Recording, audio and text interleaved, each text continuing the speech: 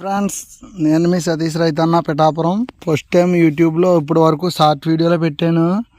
ఈరోజు అయితే full video పెడుతున్నాను. మరి మీరందరూ మంచిగా చూసి ప్రతి వీడియోని లైక్ చేసి నా ఛానల్ సబ్స్క్రైబ్ చేసి మన పిఠాపురం రైతన్నని సపోర్ట్ చేయండి.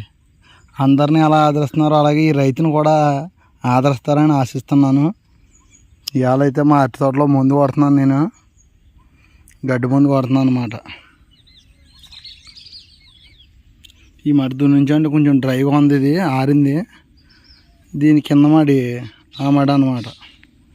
అందులో కొడుతున్నాం, కొంచెం యోక ఎక్కింది, అది దుక్కు రావట్లేదు, తడిగా ఉంది. అందుకని చెప్పి అందులో గడ్డి మందు కొడుతున్నాను అన్నమాట అండి ఈరోజు.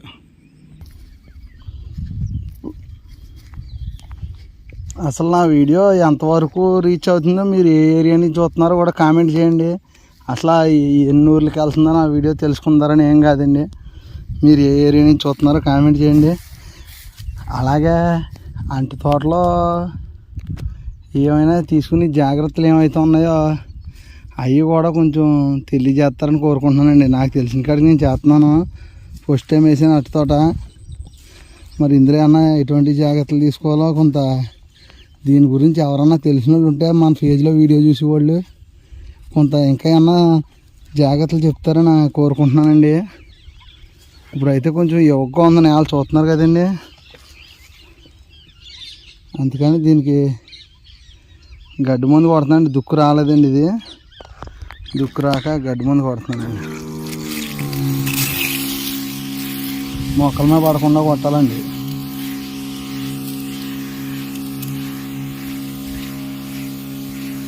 మొక్కల మీద పడితే అట్టి మొక్కలు చచ్చిపోతాయండి కూడా. పవర్ ఎక్కువ ఉంటుంది కదా గడ్డి మందు. పూలు అసలు మందు కొట్టకూడదు గడ్డి మందు. కానీ ఏం చేస్తుంది, బాగా నీరు బాడి కింద ఉందండి, పైన ఉడిజీలు ఉన్నందుకు.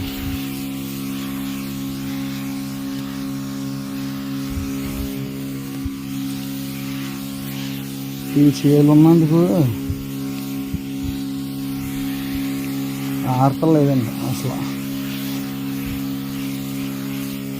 ఆరక మందు కొట్టవలసి వస్తుందండి.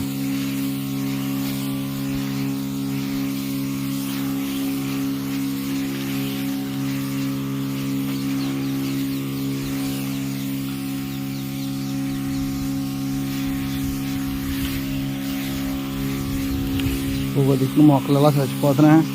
వీటి గురించి ఎవరికన్నా తెలిస్తే కొంచెం కామెంట్ చేయండి.